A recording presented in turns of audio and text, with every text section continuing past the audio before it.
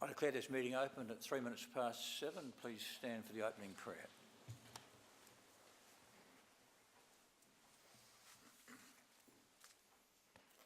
We pray for understanding and guidance in our debates as we make decisions that will impact on the lives of all who reside, work and visit the city of Burnside. Grant us wisdom as we serve our community. Please remain standing as on behalf of the city of Burnside I gratefully acknowledge and pay respect to those who gave their life for this country and its people. We also acknowledge and respect the traditional custodians on whose ancestral lands we meet. We recognise their cultural heritage, beliefs and relationship with the land. Thank you.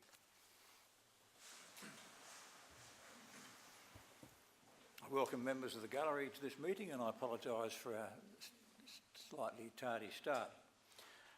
Please observe in respectful silence as the Chamber deliberates on matters that relate to the administration of this city. I take the opportunity to remind elected members and members of the public gallery that all council meetings are recorded and now live streamed through the City of Burnside website. Elected members, please remember to use your microphones, otherwise that cannot be heard through the streaming system, and often it can't be heard in the chamber. Should there be a fire or any other emergency, the alarm will sound, and please follow the directions of council staff.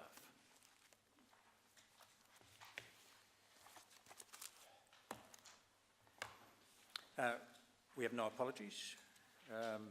There is no leave of absence.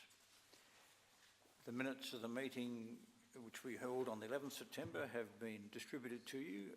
Can I have a recommendation, please, they be taken as read and confirmed? Move Councillor Cornish, seconded Councillor Wilkins. All those in favour? That's carried.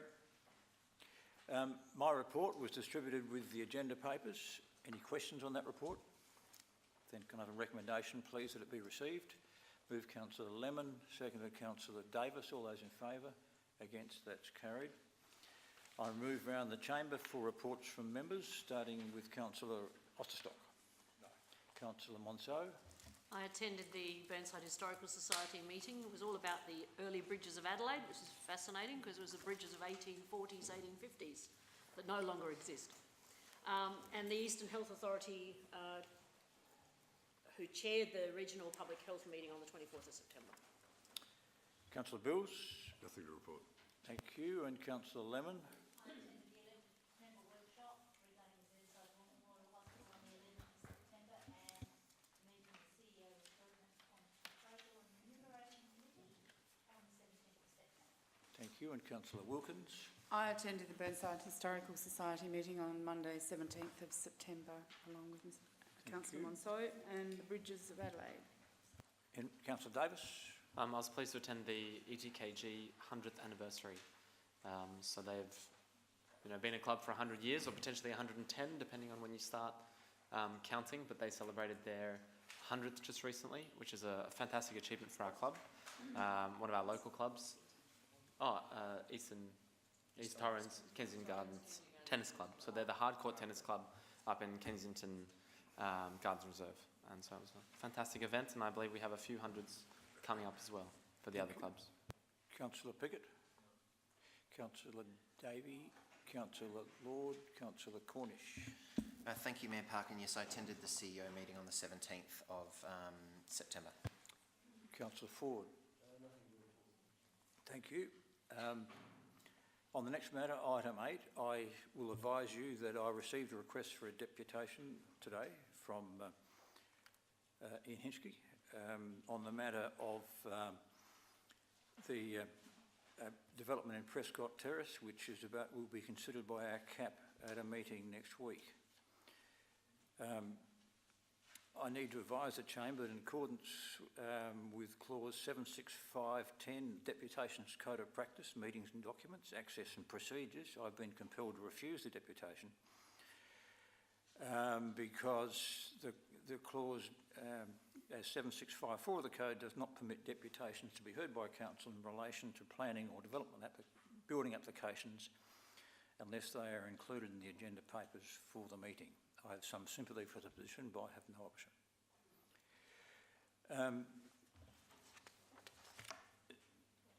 There are no petitions. I would like to contest that. I would like to see that in writing, please. I'm afraid it's not the position to do that, and that's the ruling, and that's it. I oppose the ruling, and I wish to move a motion without notice to oppose your ruling on that matter. I believe that this information should be provided to all of us, that these people have the right to make a deputation to the council, even though we do not have a right, we do not have the vote on this. I believe that everybody in our community should be heard, and our council is the place that those concerns should be heard. Yes, you can. Just hang on. There's a code of practice meeting procedure which I can read, which is. You can read that twice. Through the Mayor, we have a Code of Practice Meetings and Document Access and Procedures policy, which is on the Council website. I can refer you through to section 7654. So this is the section to deal with deputations, and 7654 reads, unless the presiding member determines otherwise in relation to a request, deputations in relation to, and there are 4 items, the first of which is planning or building applications, are not permitted unless the matter is the subject of a non-confidential report contained in the agenda papers. Under section 76510, the presiding member must inform the meeting of any request to make a deputation that has been refused. That decision may be overturned by resolution of the meeting, provided it is not in breach of clause 7.6.5.4. Clearly, any resolution of that kind will be in breach of that section of the policy, so any overrule is not permitted. So it's in that code of practice. Excuse me, but right at the beginning it said subject to the presiding member's decision. That's right. That's I've correct. made it. Thank you. But the subject is that the presiding member could make an alternative decision. That's correct. But, And that's what I'm protesting against. well, that's my call. It's the legal advice I've had that this is the appropriate way to go. It's my call, and that's the way it is. Your Worship, I have a question. Yes. If the deputation was on matters not relating to the planning matters, if it was on issues associated with conservation and heritage trends in our council or the way that's managed, that would be a reasonable It'd be a very reasonable deputation one. to But make. unfortunately, this one was on this specific subject.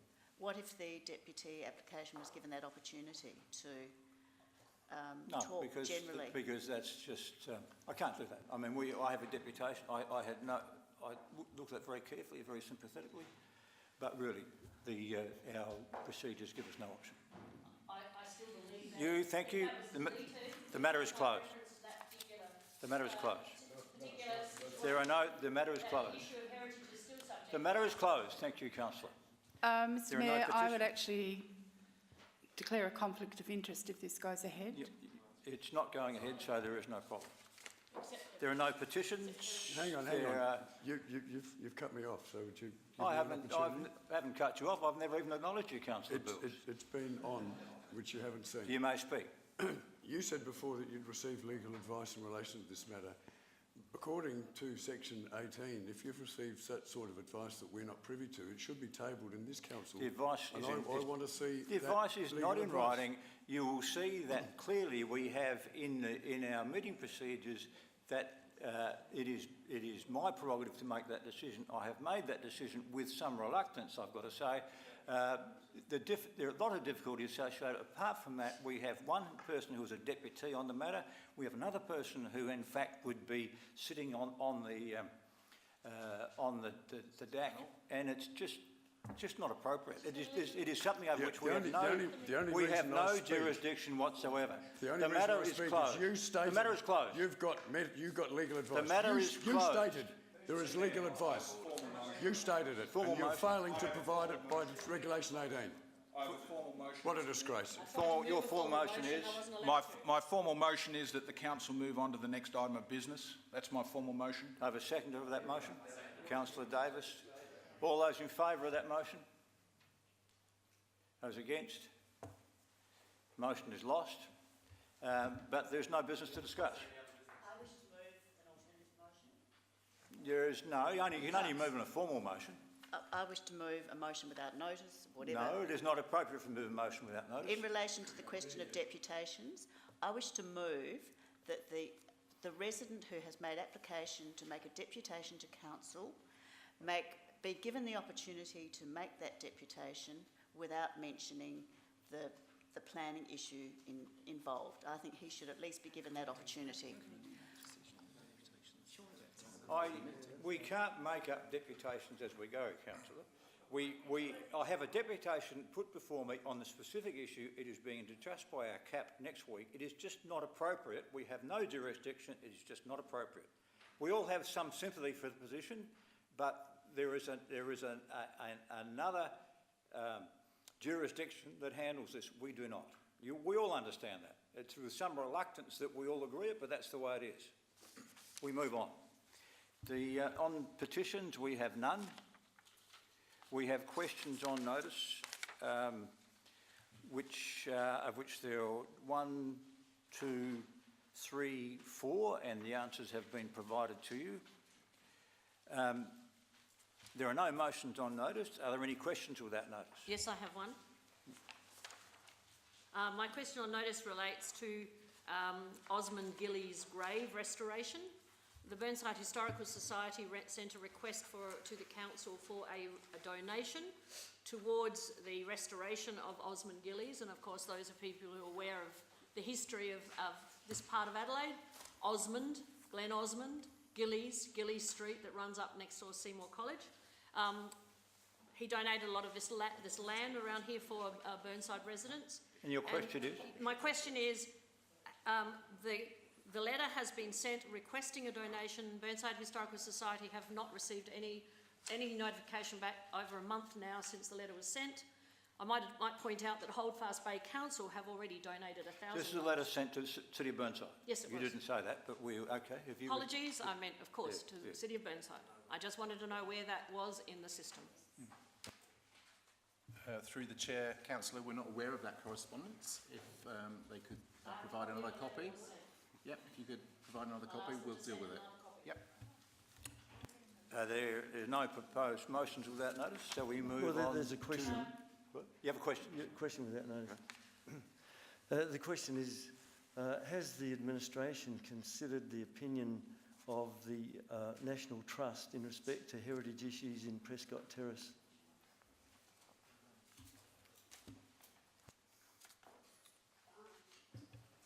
Through the chair, the administration is aware of a letter that the National Trust has sent to the Honourable Vicky Chapman, and we have provided advice to all members of the CAP that it's not appropriate that letter is distributed to the members of the CAP.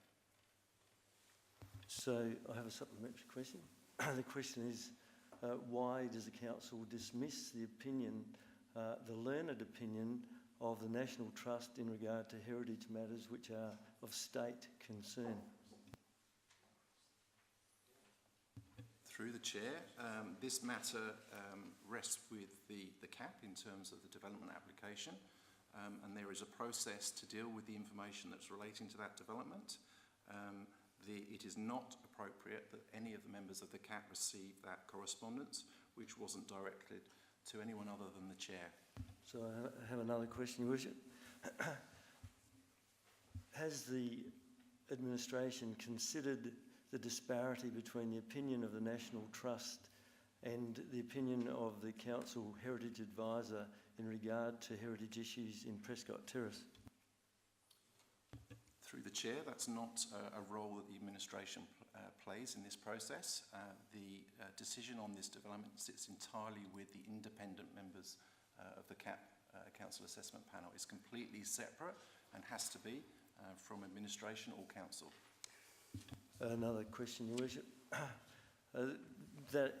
Could you explain how that is so when the administration has approved the development that is contrary to the interests of the heritage conservation zone, And so the administration makes decisions on heritage issues, taking advice from outside sources.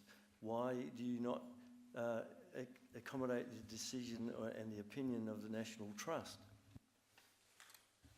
Through the Chair, the administration does indeed take advice from a heritage advisor, and that information is provided in full to the members of the Council Assessment Panel to make the decision.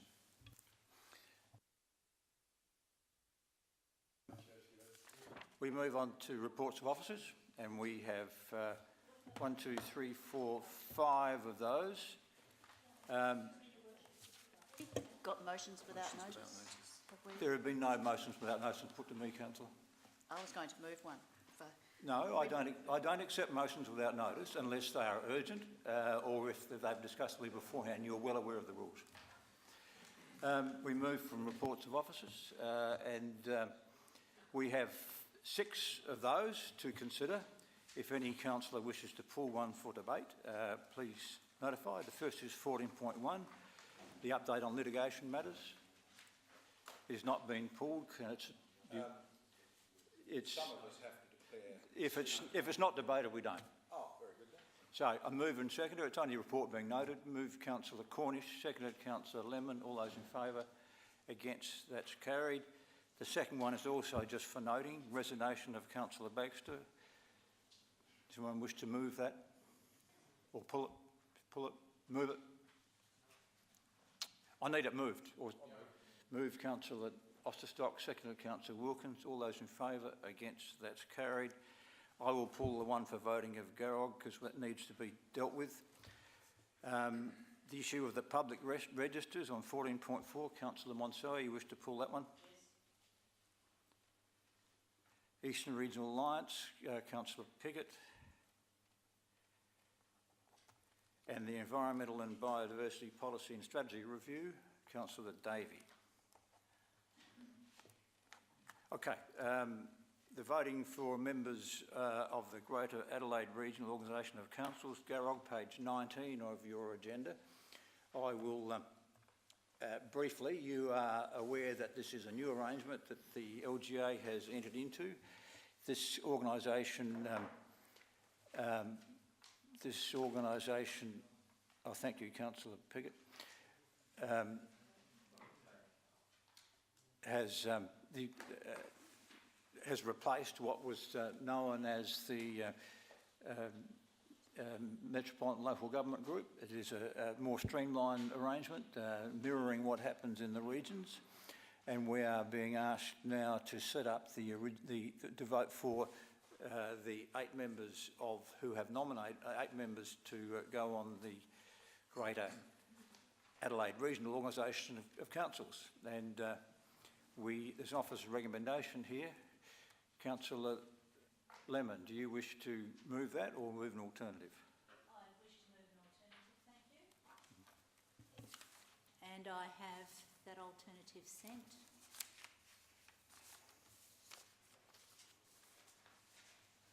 That the report be received. That council note that an election process across LGA members is required as the number of nominations received through the nomination process undertaken in August is greater than the number of vacant positions, and that there is no automatic entitlement or quota for ERA councils. That council, consistent with clause 4.4.5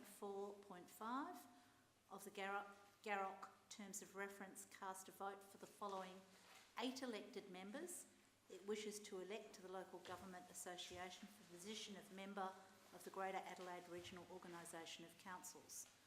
And then I have the members that I have chosen out of the 13. And I'll get to those in a minute, and for that the presiding member mark the ballot paper with an X next to the 8 candidates voted for by council. Now, I've chosen the 8 candidates having gone through the material we've all received and done some background checks on them, and while they're not in order, I'm going to read them in the order that they came on the material we received. So, Grant Piggott from the City of Burnside. We endorsed him unanimously at our meeting on the 14th of August. Mayor David O'Loughlin from the City of Prospect, who has a wealth of experience. He has been on the LGA board for many, many years. He is also currently President of the Australian Local Government Association, and I think that having him guiding this new board is a good thing to do. Mayor Kevin Knight, City of Tea Tree Gully, is an ERA mayor. He has 18 years with Tea Tree Gully and 2 years with the Local Government Association. Mayor Karen Redman from the town of Gawler has had 2 terms of involvement with Gawler, which you may know was run for many years by a mayor who subsequently died in office, and she took over in 2010. She's a member of the Metropolitan Mayors Group. She has a strategic focus, and she's looking at strategic partnerships within the region. She's been with the LGA for 2 years. Mayor Gillian Aldridge from the City of Salisbury. She's been a councillor for 20 years and a mayor for 20 years, and she's been very involved with her local community. She's been a member of the LGA for many years. She doesn't actually say in her pitch how long. Deputy Mayor Councillor Jane Claire Wisdom, the Adelaide Hills Council. She's a 2-term elected member. She has the respect of her colleagues. She was elected as Deputy Mayor 5 times. She's a librarian by profession and has a PhD in policy analysis, and she's been with the current LGA for 2 years. Deputy Mayor Councillor Janet Byram, from the City of Marion. She is a Deputy Mayor, which is an elected position in the City of Marion, and she's a member of the Metropolitan Mayors Group. And finally, Councillor Don Palmer from the City of Unley. He's the Deputy Mayor. He's acted as the Mayor when the Mayor that was elected in 2014 stepped aside to contest the state election. He's a member of the Metro Group, and he's involved with planning issues. He's also a member of ERA. These are, in my opinion, the best of the 13 that have put their names forward, and I hope you support them. The others are 1-term councillors, many of them, and some of them are really, really long-termers that have been involved over a long period of time. I think this gives us a good balance, and it also is a good balance. Incidentally, it's a gender balance of equality, and I hope you support this motion. I think this is the best outcome for the City of Burnside to vote these 8 forward. Thank you, Councillor. As you'd be aware, I know these people well. I've been on the LGA board with a number of them, and I think that the list that Councillor Lemon has provided is balanced, and they are all good people. What you would notice is that there's 3 members are actually from our Eastern Regional Alliance group. That's Grant Pickett, David O'Loughlin and Don Palmer. The intent of setting up Garog was that North, South, East and West would all nominate 2 representatives to go on Garog, from which the LGA board will be selected. That has yet to evolve, and it may well be that in this first iteration of Garog, the Eastern region will be overrepresented. That's, of course, we don't mind that, but one of the intentions of Garog is to ensure that the representation is better spread, and my expectation is by the time this election is held again in 2 years' time, that would have been resolved. But thank you for that. I seek a seconder. Councillor Cornish. Do you wish to debate the matter? Anyone wish to debate the matter? Yes, All right. Thank you, Councillor. I don't support this. It's not because I don't appreciate all of those names that are up there, but I do believe that we all have the right to vote independently And I think we all have the right to name, put down on a piece of paper, 8 names that we believe are the people that we want to represent us on Garrick. And I believe that that could be tallied up, and the ones with the highest number are the ones that go in. I don't believe that one individual or 2 individuals should be making this choice. With respect, it's up to the chamber to make the choice. Councillor Ford. I have a question, Your Worship. The question is, what is the cost of establishing a Garrock and who funds it? It's a minimal cost because they're not paid positions. It is funded through the Local Government Association structure. So does that mean there's additional funding from councils to No, be part because of it replaces what was the Metropolitan Local Government Group, which was a group of all mayors, all CEOs of Metro, which is 19 of each. It's just a more streamlined version of what existed before. So further question, is there some compensatory reduction in the functions of LGA then to accommodate this? Some reciprocal reduction? That's a very complex thing to answer. I mean, the LGA has a budget. I imagine there will be a slight variation in the funding for Metropolitan Local Government Group versus the Garrog, and that will be reflected in their annual results. No further debate. Councillor Lemon? No, or Councillor Bills? I agree that we shouldn't be taking just one person's opinion. There are other people there that I'd like to vote for. Every time we go for a selection of a committee person, we have a ballot. I think we should have a ballot on this one. And if it means that it takes a little bit of time to get it done properly, then I think we need to do it that way, and I move that way, Mr Mayor. Councillor Davis? Yeah, I was going to say I'm more than pleased with the names on that list. They're an accomplished bunch, and I've received their materials. I think that I concur with Councillor Lemon's preference or suggestion up there. So my ballot paper would reflect that, and I think quite easily, as this chamber, if it passes, then it passes. If not, then we can do a ballot. But I'm more than happy to support those names, in particular Councillor Piggott, who I think would be a fantastic contribution would be able to make a fantastic contribution to that in that position. And I'm very glad that we would have someone there from our council to represent us. Councillor Lemon, you may sum up. Thank you. Yes, this isn't the first time this council has looked at this. 2 years ago, we did this, and we did it this way, where we put forward a motion to the council, and I believe I did it then too.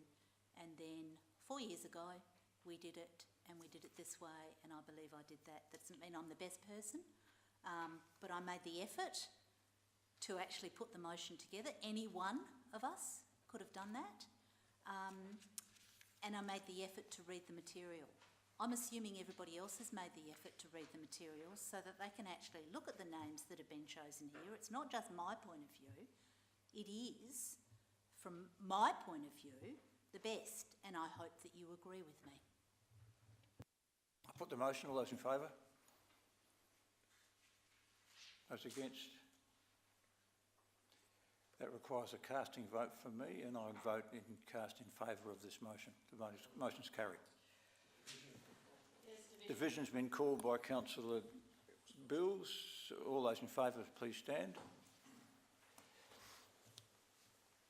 Those in favour are Councillors Osterstock, Lemon, Davis, Davey, Cornish and the Mayor. Those against are Councillors Monso, Bills, Wilkins, Lord and Ford. Motion's carried.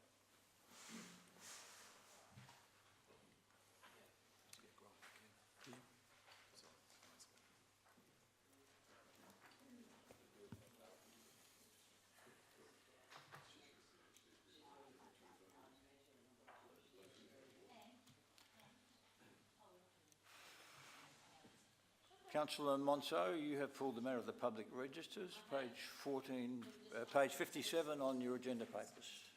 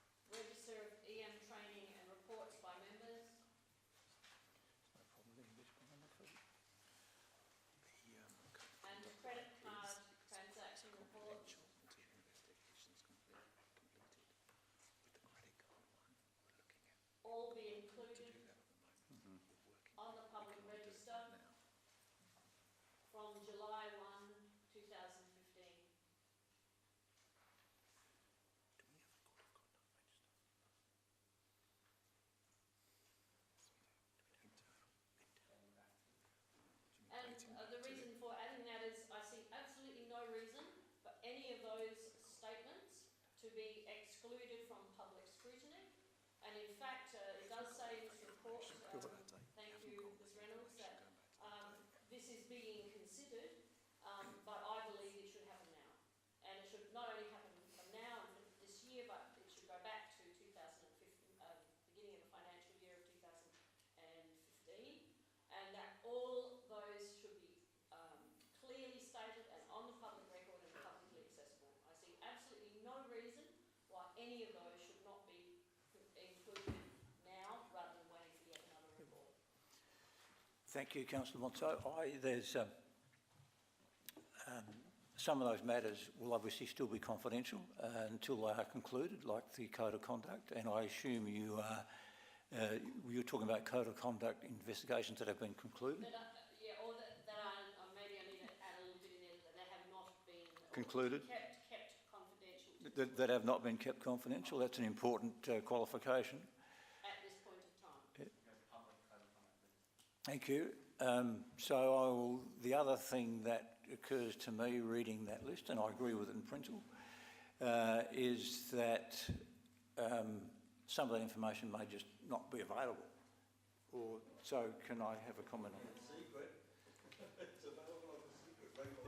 Through the chair, most of that's fine. The one that we would have difficulty with is the credit card transactions report. Certainly going back to 2015, we don't have the ability to report on that information, their individual statements.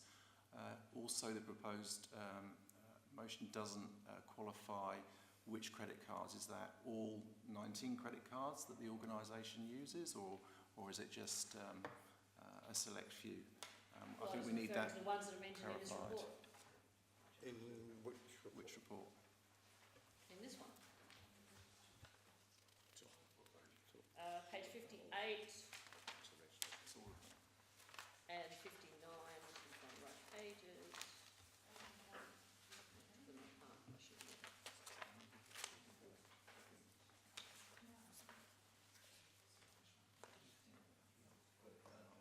Number point 15 says that they're all okay. Point 16 says that they're all okay, although they say minimal public value, but I question who makes that statement minimal. They should all be available. Do you want to follow up on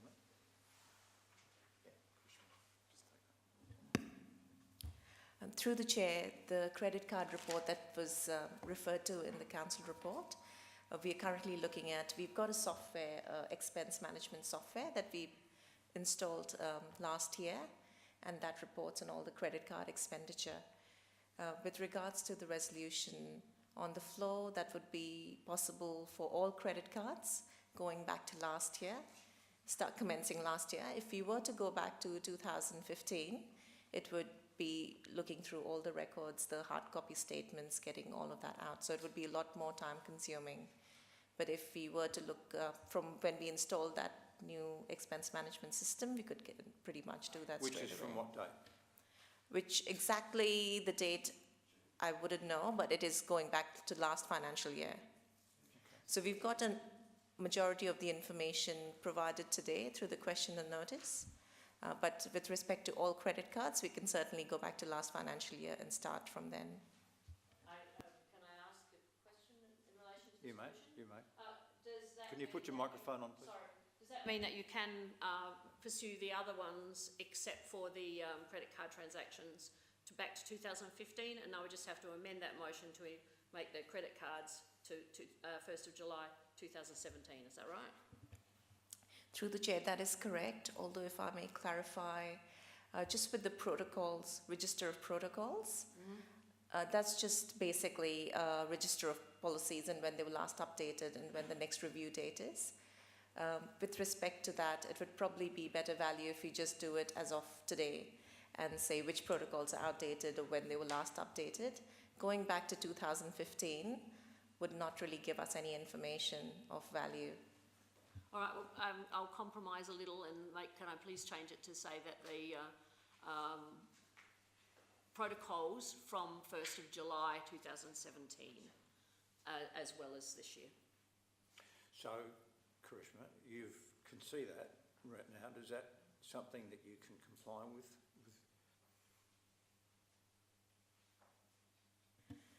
Through the chair, it will be a fair bit of investment of time, especially to go through any interstate travel for any conferences, etc., going back 3 or 4 financial years. There's But actually it can- very little of it, to be honest. But it can be done. Yeah, there'd be one a trip a year. Sure. It can be done. Okay, all right, okay, we can do it. Okay, you may speak to that. Well, I just believe, I don't have much more to add that I haven't already said, that I think that everything should be laid on the table.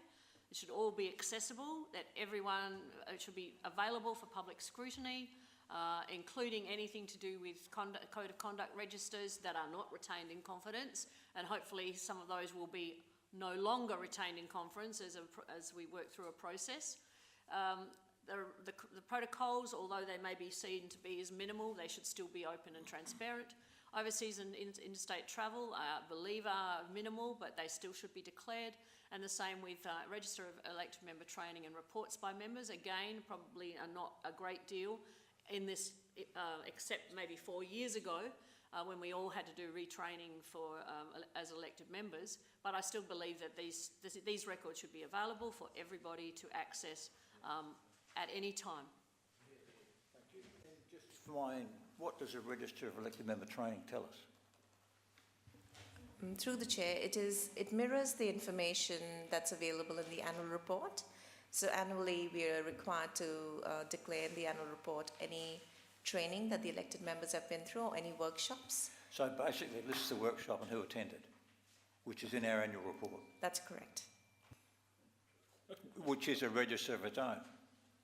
That is correct. Okay, all right, thank you. I have a move, I seek a seconder. Councillor Austin. I'm not seconding it, no. I want a question. Councillor Ford, you wish to second it? I'm up to him. Sorry, Councillor Davis, you're first, sorry. Yeah, thank you. I'd like to second it. All of this information, my understanding is it's publicly available available to the public through an FOI process. So, especially... Councillor Davis, I need a seconder. Are you seconding? Yeah, I'm seconding it and I'm speaking to it. Thank you, yes. Yeah. So, any member of the public can fill out a form called Freedom of Information and they can access this. And recently... Thanks, Gallery. So recently there was a report on TV about credit cards. So the problem with that was, I suppose it sensationalises it. So I'm more than happy for that to go on the internet on a regular basis. Anyone can access it at any time. It's a matter of filling out a form. All this would do is cut out a form. So I'm more than happy for that to go on the website if it would make anyone feel more comfortable. It's information that we have, and a lot of it I think we report anyway, so it just makes it easier for people to access. So I'm happy to support this. Seconded, Councillor Ford.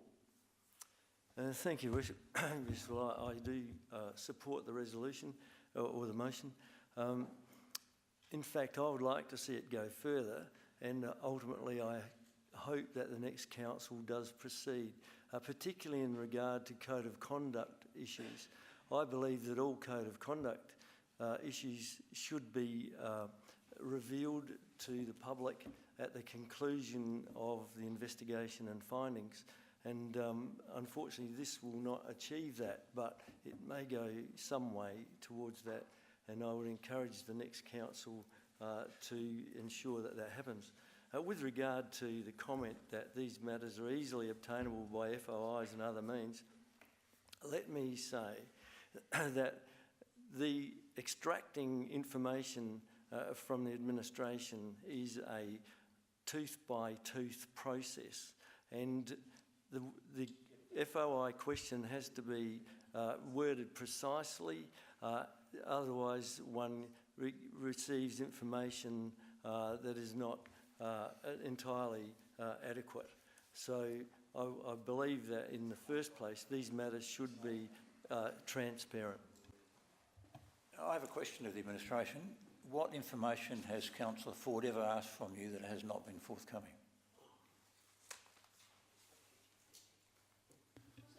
Through the chair, I don't believe there's any.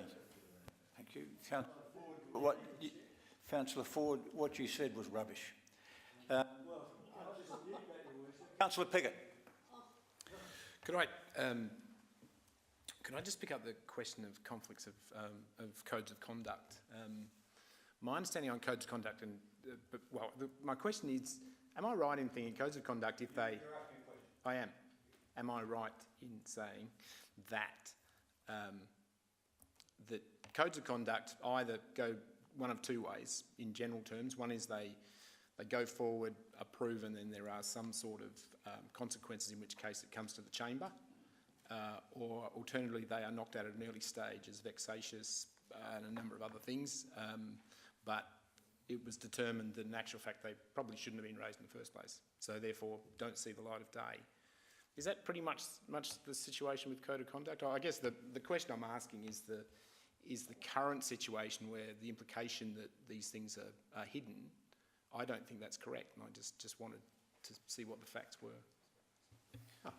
Through the chair, yes, you're absolutely right, Councillor Piggott. Obviously, each code of conduct has to be taken on its own merit. There are different circumstances involved. Some of those can be determined that they're vexatious and are dismissed. So I would question whether that is appropriate, that they should appear on any register at all.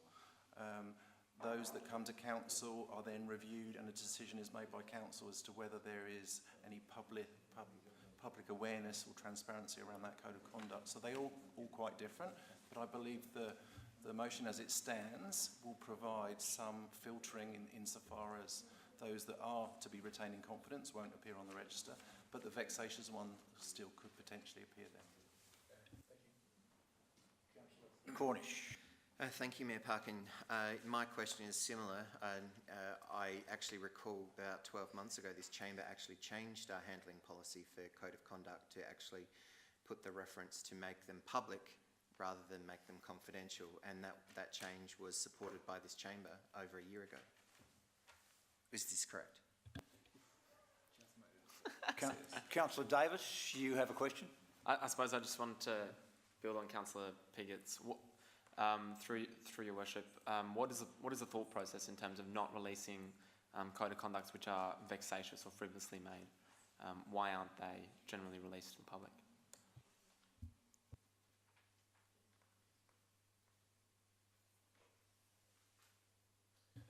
Through the chair, it really depends on the individual scenario. As part of the preliminary assessment, our process enables an independent party to actually review whether that is vexatious. At that point in time, it can be concluded that it is, and that's the end of the matter. So it's really with the person that actually raises that code of conduct. That's the only reason, really, other than there's a potential impact on the person that's being complained about, and you'd question whether that is appropriate, that does become public at that stage. So for example, say there's 10 code of conducts against a particular councillor, and they're all considered frivolous or vexatious, then is it a question of, is it in the public interest to then say, councillor, whoever is the subject of 10 codes of conduct, really the person is achieving their aim by, disparaging their name, even when it's worthless? That's an interesting question, but I accept it as a question. So you better respond. Through the chair, the process is really all about natural justice. It's providing natural justice to both the complainant and the complainee. And I think the process as we have at the moment respects that, obviously until the investigation is concluded, and then the decision can be made on the best way forward. So I guess by making that information public, even when it's been concluded that there's no case to answer, that might be slightly unfair on the individual that's received the complaint against them. Councillor Rochester. Thank you. So what you're saying is there's natural justice and procedural fairness issues that could arise if we adopt this motion and we include on the public register code of conduct complaints that have not been substantiated. Is that what you're saying? Through the chair, potentially yes. Councillors, I can't support the intent of what is being sought to achieve by this motion. I have in principle support for, but this is the problem that we have when elected members cobble together a motion on the run without it being subject to a formal report to the council that identifies all the risks the legal implications, the costs associated with gathering, in this case, all this information, where this motion is seeking the council to make policy on the run in an uninformed manner, and we cannot support that course of action. We make decisions based on evidence and being privy to all the facts. Then we're in a position to make an informed decision about the issue at hand, conscious of all the risks associated with the recommendation that we're considering. But to sit here and make policy on the run in the absence of being fully informed is doing the community a disservice. And so I for one, the one issue alone, the Code of Conduct Register, having codes of conduct that have not been substantiated, put on a public register, potentially holds an individual out for public crucifixion, which is totally and utterly unwarranted. It goes against the principles of justice that our judicial system is founded upon. You don't hang someone out to dry unless they've been found guilty, and that's what this is doing. This is what this is doing. The potential exists, and we've had it confirmed by the administration. On that fact alone, this motion should not be supported. What should be supported is a report coming back to the council covering these issues, covering off on all the financial, legal, risk and policy implications associated with adopting a motion such as this. There are no more speakers. Oh, sorry, I just have one more question. You have another question? Is this going to be an ongoing thing, or is this just a once-off? Because reading it at the moment, it's just a once-off. Through the chair, my understanding was that it would be ongoing. Okay. We would have to maintain all these registers. So there will be an upfront investment in time to go back in time to get the information, but then from this point on, we would then maintain it ongoing. Okay. Councillor Monson, you may sum up. Councillor Bingham. Sorry, it was literally as you were saying it. So, yeah, sorry. I just did feel the need to talk. I'm sorry. Into the debate, if I may. And these issues are always they're difficult in that I don't think any of us disagree with the concept in terms of the public knowing things and accessing things that are going on in here. We're a public body, and we suffer that all the time, actually, as public figures. And I certainly I don't have a problem in principle in sorting all this out, but I think what Councillor Osterstock said is right. I think we are facing potential unanticipated consequences. Councillor Monstow has already made 2 changes to this motion to cover that off, which to her credit she has done that here and now. But I think the thing around the Code of Conduct is an important one to consider.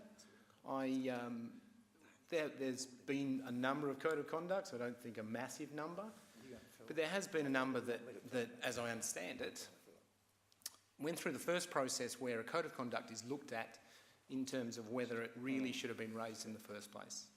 And most of them get through that, but some of them don't, because some of them are raised for just purely political or just bloody-minded reasons. And when it's looked at in the cold light of day, it's not considered something that should be actually looked at with any sort of magnitude, in that it is something that should get cut off at the pass. And so then for that to bob up on a register, and as Henry implied, I knock out 10 of these against another elected member, and they all turn up on a register, and then it's really at the whim of what gets reported, the Chinese whispers, etc., and I don't think that is fair. So now that's something that came up in the discussion, and that's why we debate these things. It does sound like it's a risk and one we perhaps shouldn't take. I don't understand the others in all the other bits of it as well, because we haven't had the benefit of asking to say, look, this is what we'd like to do ultimately. Go away, tell us how we should do that, and tell us what risks we run or what things we should put in play to make sure we don't do things we don't want to do. And that's why we do it like that. We do ask for reports, and when the report comes back, we've got it all in front of us, and we progress accordingly. So from that point of view, at the risk of incurring the wrath of the gallery and looking as not being transparent, etc., which we're always open to when you talk against something like this, I think we haven't done the work to quite get it right.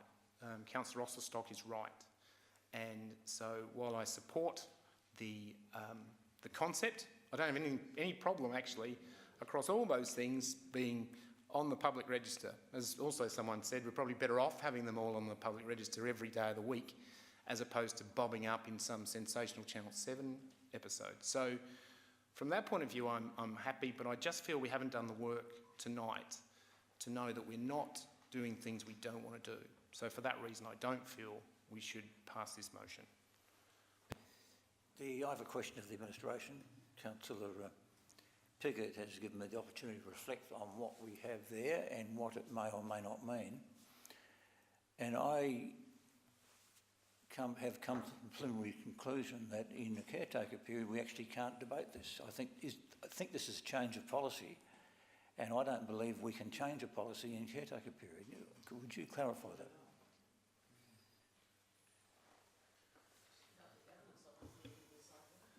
Through the chair, potentially this could be considered to be a major policy change. Certainly the CEO Code of Conduct Register and the EM Code of Conduct Register is a very detailed process and does include very prescriptively how that process should be handled. Potentially the introduction of a public register will change that. So I believe what would be the correct thing to do was for administration to go away and prepare a report as to whether that is a major policy change. And at this stage, I'd need to take that on notice. So I believe that I cannot accept 2 as it stands, but what I will accept, Councillor, if you wish to rephrase it, is that we ask for a report on this matter from the administration, which this council can receive. It may not be able to act on the report, but the new council certainly can. So I cannot accept 2 on the basis that it is a potential change of policy, but I do give the opportunity to reword it to the effect that I have just spoken. Okay, I don't understand why this wasn't actually raised at the beginning. We've made it for nearly half an hour. I can give you the reason. I can give you the reason, Councillor, is because it's policy on the run, as Councillor Osterstock said, and it often takes us some time to think through the implications, which is why we should always have reports. So go for it. All right. You're telling me to withdraw it? No, I'm offering you. I'm saying that I cannot accept point 2 as it stands, but if you wish to rephrase it so that you call for a report from the administration on those matters, how that can be put into effect, that can be accepted, because that's not calling for a change of policy. All right, I would like to change it to say that this report should be brought back to the new council, so that the new council will make decisions on this. So I guess it will either be the report is prepared to consider changes of policy in relation to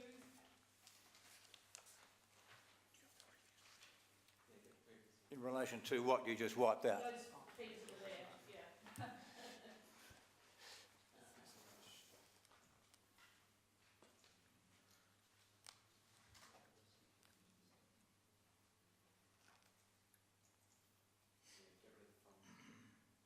So the report be prepared for the new council rather than returned to. First line. The report be prepared for the new council. For the consideration by the new council. Or for the consideration of On how. Well, councillor, take it over. Go for it. I'm just trying to. No, you go for it. You put your whatever motion you want. The report be prepared for consideration by the new council in relation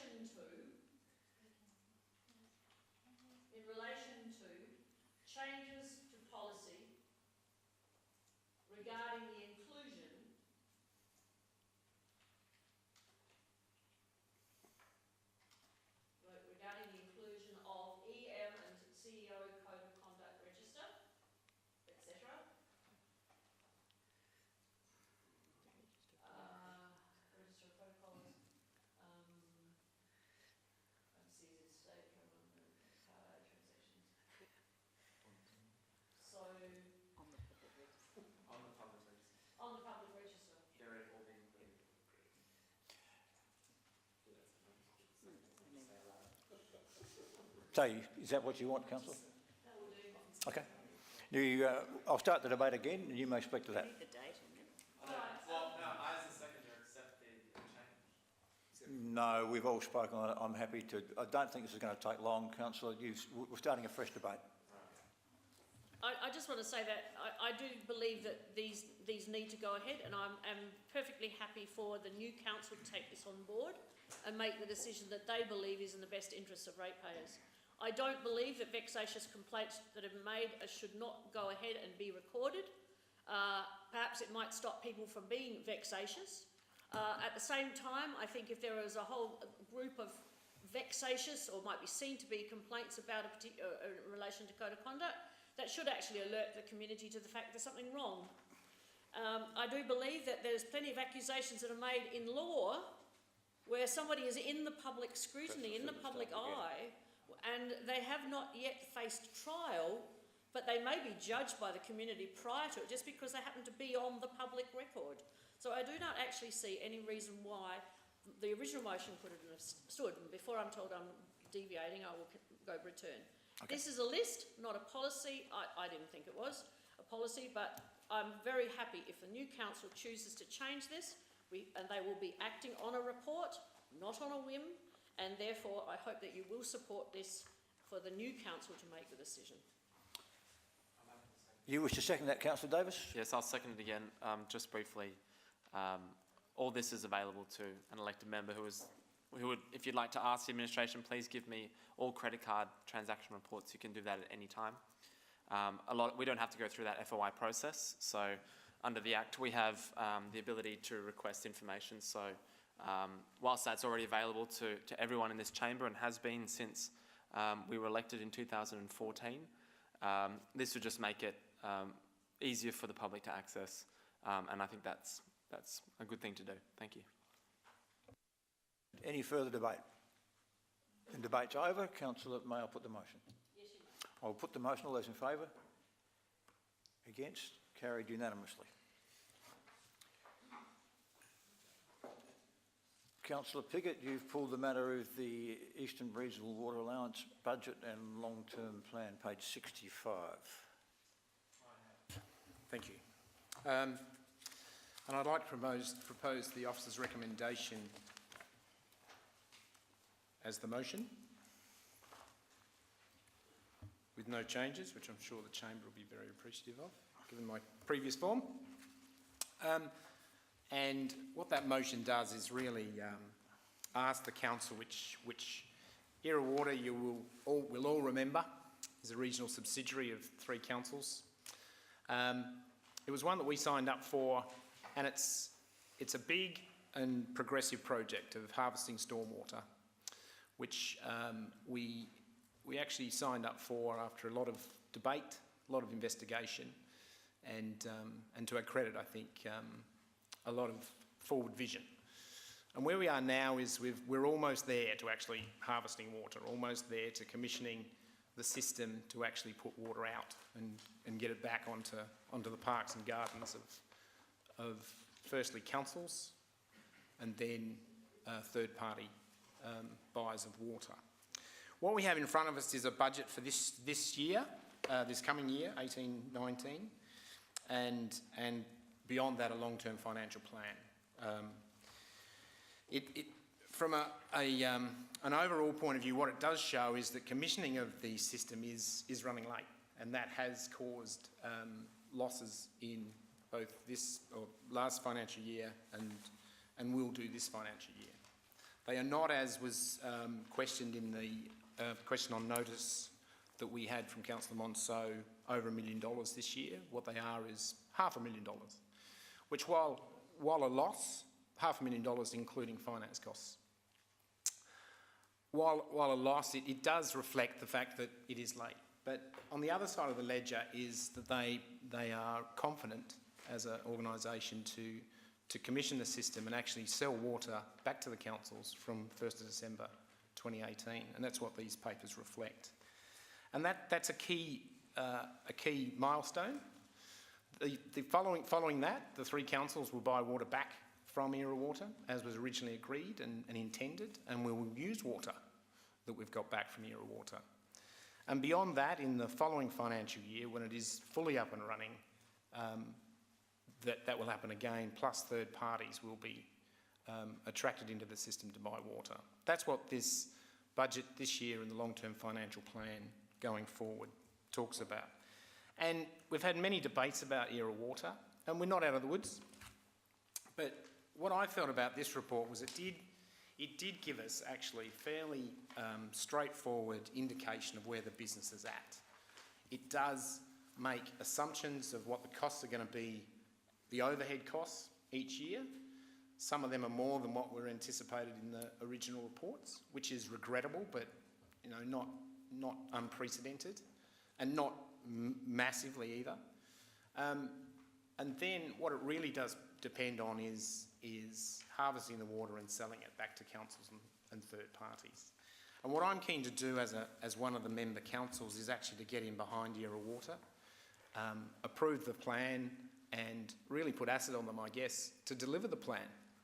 The key risk in this remains, and it has really from the time we signed up, is it's important that Era Water find buyers for water over and above the 3 councils that own it. And the next 12 months they need to do some pretty important things. One is to commission the system and get water back into the hands of councils. And from what I read, we're pretty close to that. But the second thing is to find buyers for the rest of that water, so that from 2020, effectively, the Era Water would be able to run at a break-even position. And in fact, that break-even position ultimately would allow some savings back to the councils against what they would have paid SA Water to buy water. So I think we have a responsibility tonight we've asked a lot of questions about Era Water from the chamber. We've asked a lot of questions through administration. Administration have asked a lot of questions. We've been all over this for quite a long time, and I do feel that this report has turned a corner. I think it does show us pretty clearly what they're planning to do. They've got the benefit of now they've got it pretty much built, so it is much clearer what they need to do and what they intend to do. So I think it's important as a member council that we approve tonight's operating budget for 18-19 and the long-term financial plan in order to really set loose Era Water to focus on what they need to do, and that is to deliver that plan and sell water. So I recommend that we pass this motion. Thank you, Councillor. For a good summary, thank you. And I just remind elected members that this was put to us as a budget a month or 2 ago. Our audit committee rejected it on the basis that it was, although the other 2 councils had accepted it, we believed that it was not well presented and had some flaws in it. We were found to be right, and what the other councils will accept this amended budget so that all councils will then, provided we approve tonight, the project will go forward, because it needs all 3 to approve it. I should point out, because as you all know, I followed this project very closely. Councillor Piggott is right. We are losing money in this year that the original prudential review did not anticipate, but there is a fundamentally sound reason for that. From having approved this project, the federal funding was delayed for 9 months. And that effectively lost us a year of water. And when the year of water finally came, it didn't rain. So we've had to wear the overheads for a year without having the water in place, compared with what the assumptions were in the prudential review. Ideally, if you look back on it, we would have delayed the start of the construction to time it out, so it finished in about May, so that you'd be filling with water as soon as you'd finished. But we'd been holding the contractor to his price for a year, and that was a considered risk. But that essentially covers the majority of this year's loss, which of course we share equally with three councils. Okay, I seek a seconder. Councillor Davey, do you wish to speak to it? No, I don't think It's been moved and seconded. Councillor Wilkins. Yes, I do wish to speak to it. I'm actually very happy to support this investment in capital for the Eastern region. Having viewed the actual site on our tour with Councillor Monceau and the Mayor, I was absolutely pleased as punch that we had made this investment and gone forward with the vision that we had with the other partnering councils. The capital investment has been the establishment of great wetlands over there in the Campbelltown region. The whole principle of aquifer recovery and storage has been going around since I worked for the Federal Minister for the Environment back in '96. Here is something what we're actually doing with part federal money as well. The pipeline installations, 46 k's of distribution pipe has been laid across the eastern area, and hopefully we will deliver 458 million litres of recycled water to constituent councils. And we will have about, let me just tell you, 110 millilitres. Is it millilitres or million litres? Megalitres. Let's get the big fingers right. Which we will have green parks. We won't go through that period of brown parks again when we all needed extra water in parklands around our green city. So having viewed it on site and seen the water storage, the actual infrastructure that we have invested in, and the wetlands, which will be a great community park as well, I'm very happy to support this. And under the chairmanship of Dr. Jenkins, I think we're in very good hands to go forward and make a huge success of this program in years to come. Thank you. I'm happy to support it. Thank you. Any further debate? Yes. Councillor Monceau. I have a question first. Why has the council administration not followed through on the motion that we put back on the 26th of June of this year to go ahead and employ an independent forensic accountant? I do not accept that that was just a request. I believed it was a motion passed. I do not accept the answers that are given in the report because that is not... I don't want you to debate it. You asked a question. Okay. And your question is, why has it not happened? Yes. And the answer is quite simple. That an assessor has been determined. He has no information to go on yet. He's relying on the engineering and the accounting information coming out of Era Water, and it hasn't been completed yet. That's the only source of information. The excuse in this document is different than that. I'm asking why it's been decided. No. You're not going to spend the money to do it? No, that has yet to be determined. It may well be that the administration will write a report back to this council saying that in their view matters have changed and they should review the decision, but they haven't done it yet. A professional has been picked out, but the information to give him is yet to be completed. So why? Go on. Why the delay? Because when this is 3 months ago. Because the information coming out of Era Water is changing substantially under Dr. Brian Jenkins, who is an MBA and a highly qualified engineer. The quality coming out is substantially better, and he's still working on it. That's the answer. Now may I enter the debate? You may. Whilst I appreciate Councillor Piggott's optimism, I'm very much a pragmatist in relation to this project. And pretty much many of the things I said 4 years ago about the operational costs that were not considered at the time have come into fruition. I'd like to be optimistic about the project, but the project will continue to lose money because you're not including the interest that's being lost every year. That's always downplayed or ignored. The report does show, and the report that Mr. Jenkins gave us, and I have total respect for his ability, his knowledge and his understanding. If anyone's going to save this project, it will be him. So I do have faith in that. But this subsidy is operating at a huge loss and it will continue to do so, and he said in this chamber for at least 5 years. What I'm concerned about, and again the weather has not helped, but the issue is that this year there isn't enough water, and so in spite of what Councillor Piggott said there'll be water as of December this year, no there won't be. It was actually said by Mr Jenkins that With it was not respect, running. councillor, the report in front of you tells you that there will be. And the Well- report in front of you also tells you that after a minimal loss in next year, that from then on it's operating in surplus. And if you read Jeff Voigt's report, it supports what I've just said too.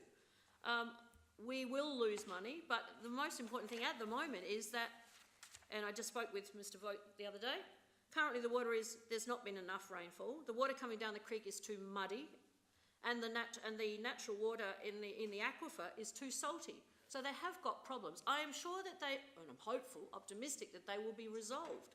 But the issue is, this is going to cost, and it'll continue to cost. And what started out off as, and I agree, an idealistic project, great for the future, is still costing our ratepayers money. And that is my concern. And I believe that we moved a motion 3 months ago to say that we wanted a forensic analysis of this project to help to guide and direct the future direction of this project. And that, to me, the fact that we should have put a date on it, we didn't put a date on it, and that's my failing at the time. But that is still, I believe, absolutely essential that we get some independent report on what is happening, besides what my faith that I have in Mr Jenkins. Councillor Davis. Me, isn't it? Isn't it me? Yeah, I have a question.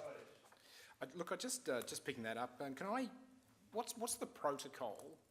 Is there any sort of protocol about board members of Era Water speaking to anybody really, but in particular elected members, in regard to Era Water, particularly when, if Councillor Monceau is to be believed, what is being said there is actually quite contrary to a formal document being approved by the board ahead of coming to the council. I was told on notice that I had to go and ask the board if I wanted to find out. You have not been asked.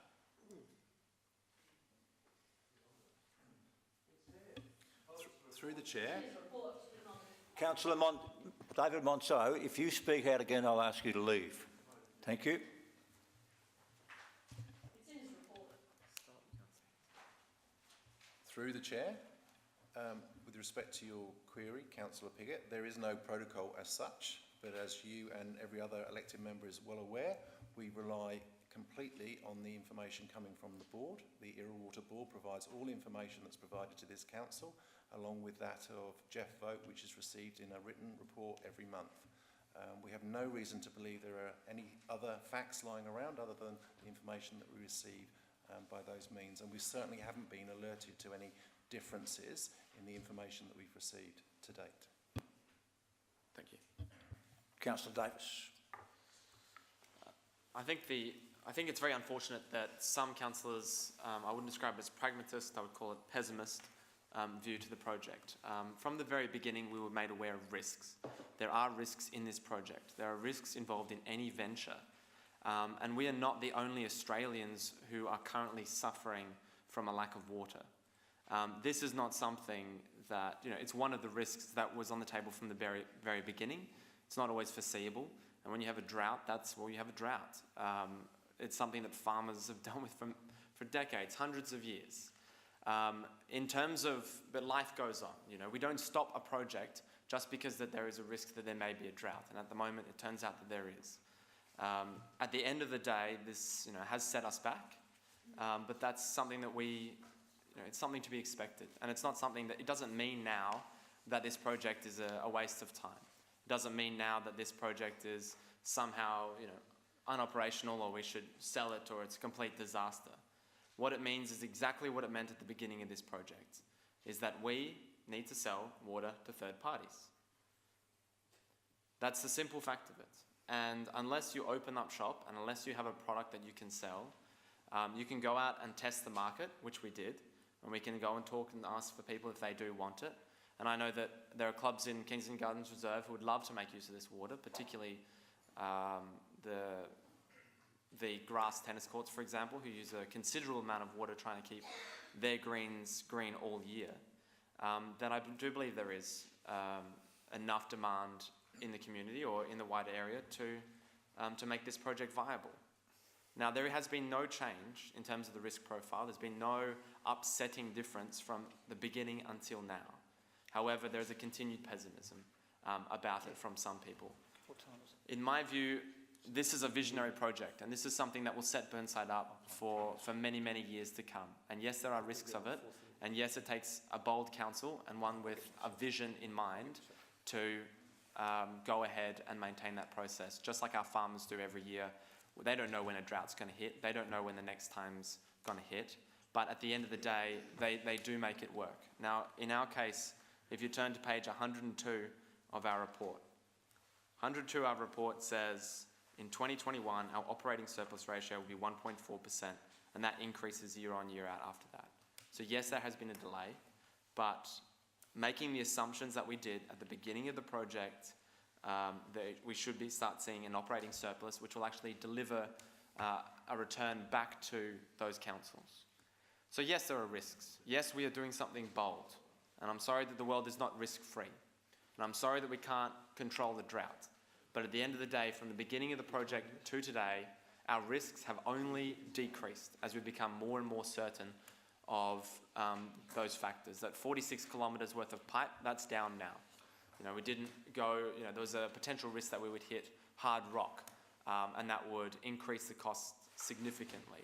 In my view, we are where we should be. Unfortunately, we're a bit behind, but at the end of it, I think that this council, we've got it now, and we should be supporting it, and certainly not running for the hills. So in my mind, Era Water is a bold project. It's a viable project, and it's one that I fully support, and I hope that this council supports it too and doesn't adopt a pessimistic view just because it's convenient. Thank you. Councillor Lemon. Thank you. Yes, I was really excited when we signed up for this project some 4 years or more ago, and we were visionary in that. We were visionary and we were hopeful when we signed up for this project, and the other three councils signed up for this project, because what we were doing was we were taking into our own hands a climate change mitigation strategy that will last us for many decades to come. And for me, I thought that was totally visionary and very bold and a wonderful thing for a council to do at the local level for local people. And here we are some four years later. And what I'd say is this: we've hit some snags. Things haven't gone entirely as planned. And they haven't gone entirely as planned in the first 5 years of the first decade of a 70-year project. This is a 70-year project. And in the first 5 minutes, some things went awry, but they're back on track now. Things have happened as they should. And I, for one, am very grateful we made the decision, and I, for one, am still very, very proud that we made this decision, that we were bold and that we were visionary. And I support this motion. Thank you, Councillor Lemon. Councillor Ford. Thank you, Mr Mayor. I support the motion that the report be received. I do also support the scrutiny that Councillor Monso has applied to this business. Bear in mind that initially 2 other councils withdrew from this project because of the risk. And bear in mind that one of the participating councils is an extremely small township, really, rather than a declared council. So there are risks here, and there is increasing debt here, and we ourselves have exponentially increased our debt over the last 4 years, and so there's very little room to accommodate ongoing losses of the magnitude that could develop here if there's a succession of the current dry period. So this has occurred in the context of risk. And I think it's entirely appropriate that the business be examined closely and the finances there too. The Mayor has already conceded that the Audit Committee rejected a report from the board, And I think that's testimony to the requirement that we should be vigilant and not complacent as some people are. Councillor Ford, yes, I think the Audit Committee was vigilant in looking at the budget that was put up to us at that time, and demanding a better budget. One of the difficulties that Era Water has faced is that it has produced excellent engineering and an excellent capital outcome. It has struggled to get an administration in place as a development, and we have had a succession of people who really had difficulty doing that for us. We now, I think, in Brian Jenkins, have an excellent man who's well-renowned water expert, has done these things before around the world, is committed to the project, I think is wonderfully qualified for this. We pay him a measly sum for it, but he's doing it really for Adelaide and for the three councils. I have a lot of confidence in what will come from him. So, Councillor Piggott, you have the opportunity to sum up. Thank you. Actually, with the words being thrown around, I've always felt I was a pragmatist, actually. Although I do remain optimistic about this project. I do take slight exception that, or perhaps even more than slight, that the scrutiny on this project has only come from the people who didn't want to do it in the first place, because that's not true. There's been actually a lot of scrutiny. I wanted to do it in the first place. And, well, actually, I didn't want to do it in the first place, but with the work we did, I was convinced it was the right thing to do, actually. And since then, I have stayed pretty close to this project, and there has been problems. And so it's important to have scrutiny. Councillor Ford and I agree. However, it's not only the domain of the people who see it in very, very poor terms that are actually putting scrutiny on this project. And it's important to have accurate scrutiny. Now, I'm sitting here that I've got Councillor Monceau telling me all sorts of things that presumably the board is saying that are not reflected in the documents that, and she's even pointing to them in print, but they're not reflected in what the board has approved as a group that they are signing up to, that they want us to approve. If I take you to page 104, which is the long-term financial plan statement of comprehensive income, it shows in 19 that they are anticipating a loss of $500,000, $547,000. I need my glasses. They are anticipating a loss. But it also says that does mean they are going to commission, they are going to put water back into councils, and councils are going to pay for it. And so I would hope, and I don't just hope, the system does work, that a board of Era Water putting this out needs to be confident in that. And that's what I'm going on. It then talks about the following 9 years where actually they're selling water, they are paying interest, they are including finance costs. It was said earlier that they ignore interest. Well, it's not true. There is interest in each of those 10 years. What Councillor Monceau is alluding to is the interest on borrowings while it's still being produced, the asset is being produced, gets capitalised. It doesn't go against this statement of comprehensive income. That's true. It doesn't mean it's ignored though, and it certainly isn't ignored going forward once it's commissioned. From that day, December 1, as we're told, interest paid will go against the profit and loss statement. So that's an untruth. So let's maintain scrutiny. Let's be pragmatic, but let's keep to the facts that we are given from the board. And what they do say is, yes, they are running behind, and there are risks going forward. And this is not the first time I've said it. But what we don't need to do is chip away at this project and make it harder for them to actually address the real risk. The real risk shouldn't be whether Burnside has a bloody great barney about whether it's a good thing or a bad thing. The risk they should be addressing is commissioning that system and selling water to third parties. And we can assist them tonight if we all vote to approve this budget and long-term financial plan. Thank you. I put the motion. All those in favour? Those against? That's carried unanimously. Division carried unanimously. It was carried unanimously. I've called it. Carried unanimously. And Councillor Davey, you have pulled the final on our short agenda, which is the Environmental and Biodiversity Policy and Strategy Update, page 107. No, just the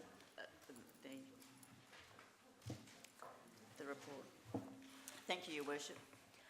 Hopefully this will be short, sharp and shiny. I'm moving in accordance with the officer's recommendation with a small addition. Yes, just wait, won't take long, hopefully. Just to provide clarification. So 1, that the report be received, and 2, that the new environmental and biodiversity policy and strategy be developed in accordance with the strategic direction 2 of our strategic plan, our protected and valued environment. Oh, say, Council, that's an awful redundancy. That's what it means. We have that policy, and I struggle to see what difference you are making there. I just want to reinforce it, Your Worship. So, it's 1, that the report be received, 2, that the new environmental and biodiversity policy and the strategy be developed in accordance with our strategic community plan 2016 to 2026, direction 2, our protected and valued environment. Before you proceed, I will check with the administration that is as much of a redundancy as I believe. I'm happy with it, but it doesn't cause any problems, does it? No problems. Okay, go for it. Thank you. I thought it was pretty straightforward, and we're not changing policy or anything like that we shouldn't be doing in caretaker mode. I'm just reflecting what was written in the report, which is, for those of you who remember, generally addresses the issues we raised, that were raised in my motion of the 28th of August, which originated due to the plight of koalas across Burnside, due to the cumulative loss of many of our large trees. As we saw from the discussion held at Council on that night, and in the publicity and media which ensued, there is a great deal of community interest in supporting the koalas which range across our suburbs. And it's incumbent upon Council that we start to manage this actively. With reference to the information within the report, it is appropriate that we refer to the strategic plan, which directs at direction 2. So what I'm doing is reinforcing what has been summarised in the report, but direction 2 of this strategic plan is our protected and valued environment, and it's Council's role within that to protect and conserve the environment, living in harmony with it, to ensure that future generations can experience what we value so highly today. This means that we must actively allocate resources to improve the environment. In relation to the natural environment, the approach to the strategy direction is to restore and improve local native vegetation and habitat, ensuring biodiversity is protected. So this also mentions the urban tree strategy and the allied canopy action plan, which link closely with this. The environmental and biodiversity policy plus the strategy, as the report outlines, will be developed next year in consultation with the community, and action plans will be developed from this. So I ask for your support for this small addition to provide clarity and direction for this important issue. Thank you. Thank you, Councillor Davey. Councillor Davis, you wish to second this matter? More than happy to second it. Thank you. Do you wish to speak to it? Anyone else wish? Councillor Monso. I just wanted to add, I appreciate that you have mentioned the South Australian Public Health Act under statutory guidelines, but could you also include the Better Health, our EHA policy under the policies? Because I, of course, believe that the environment contributes not only to the physical health of our community, but also to the mental health of our community. So if you could just add that, please. The motion or in the front, yes, thank you. Councillor Wilkins. Yes, thank you. Through you, Mr Mayor, can I ask the administration experts, will this policy enable planting to be done in the next planting season? Are we going to have orders for street trees in so that I'm looking at the timeline in page 113, will this be enacted ready for the next planting season?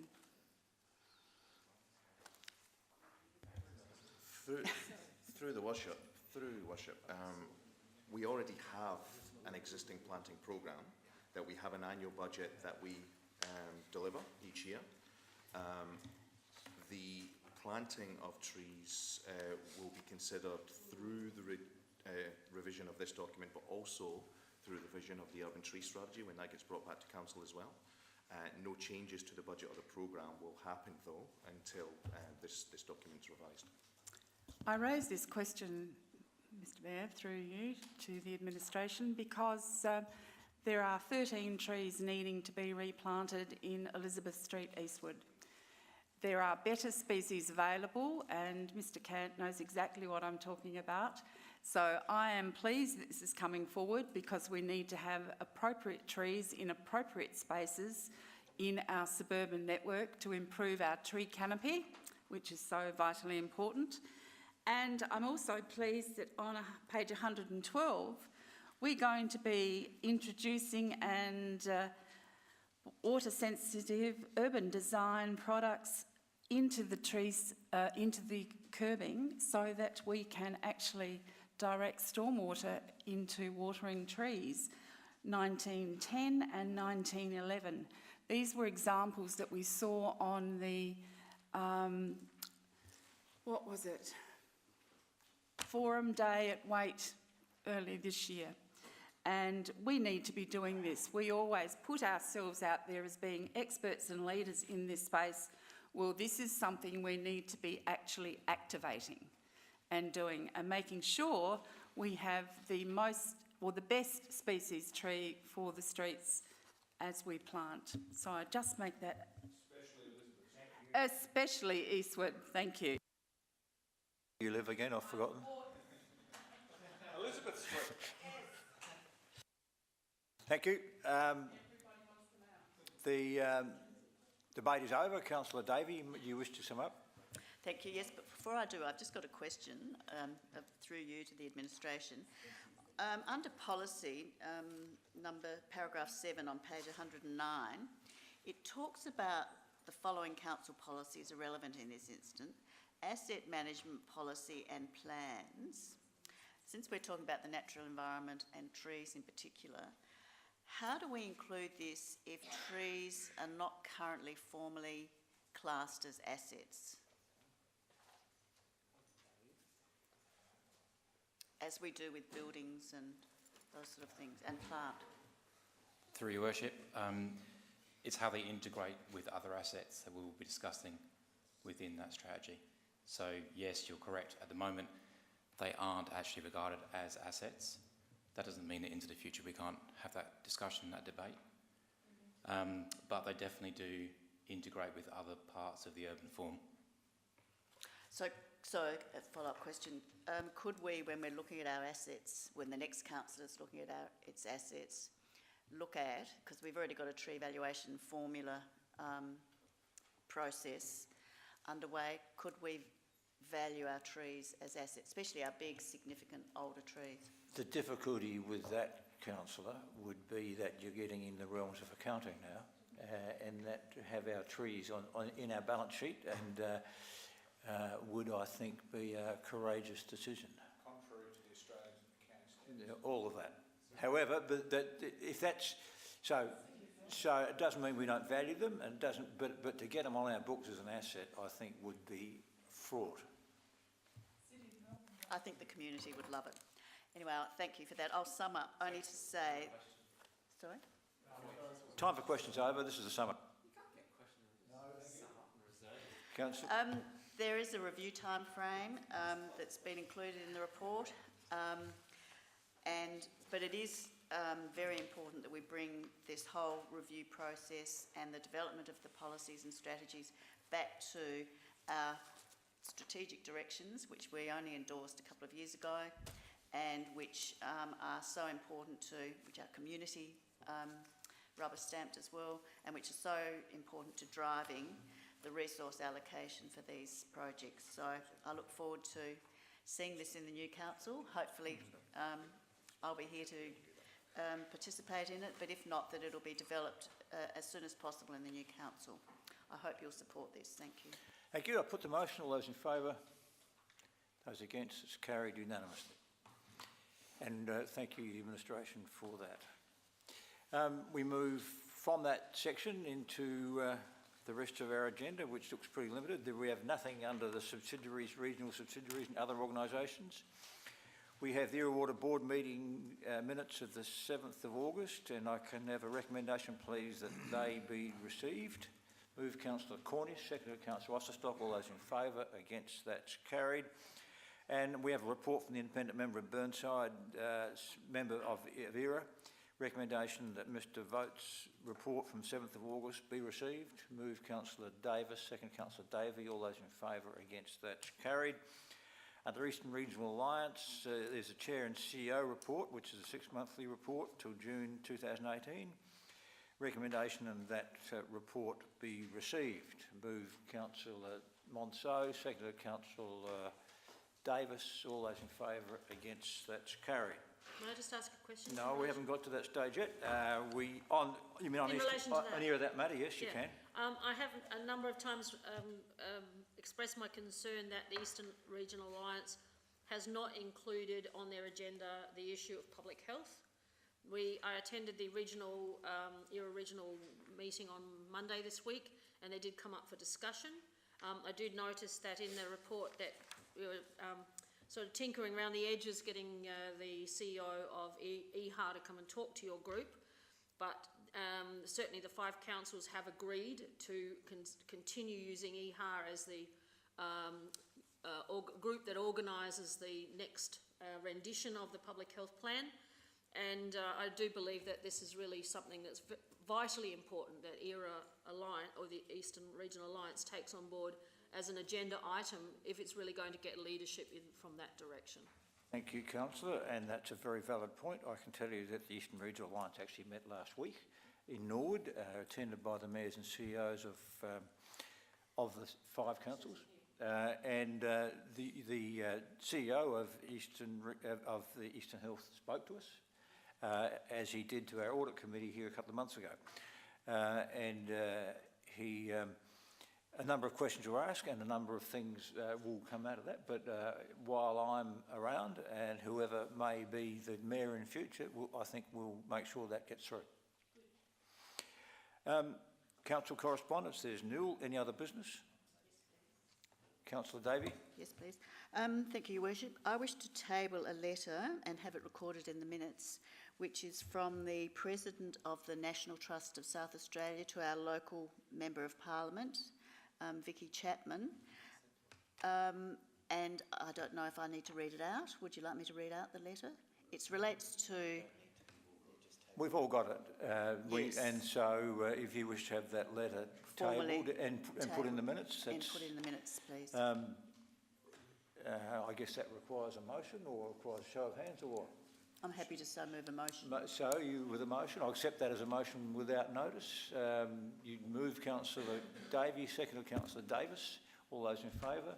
Against? That's carried. That's so done. So could I just say it's just to clarify the other business, it's the letter from the President of the National Trust to the Honourable Vicky Chapman, Member for Bragg. Okay, thank you. Thank you.